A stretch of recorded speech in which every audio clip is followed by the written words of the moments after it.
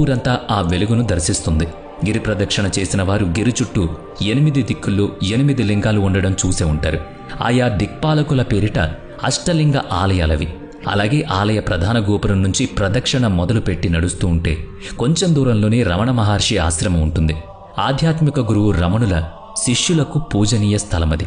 తిరువణ్ణామలై గిరికి రమణులకు ఉన్న అవినాభావ సంబంధం గురించి కొన్ని వందల దృష్టాంతాలున్నాయి.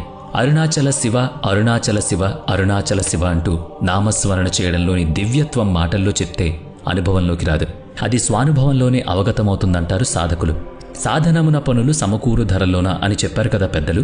సాధన చెయ్యమురా నరుడా, సాధ్యము కానిది లేదురా అంటారు భక్త తుకారం.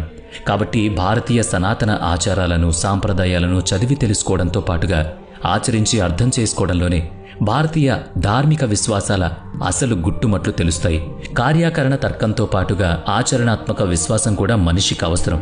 అది మనస్ఫూర్తిగా పాటించిన వారికే తెలుస్తుంది. కేవలం గిరి ప్రదక్షిణ చేసేస్తే ముక్తి లభించదు. ఆ చేసే ఆచరణ త్రికరణ శుద్ధితో నెరవేర్చినప్పుడే అసలైన సిద్ధి కలుగుతుంది. మన ప్రయాణ మార్గంలో పరిశుభ్రత పాటిస్తుంటేనే పవిత్రత కలుగుతుంది.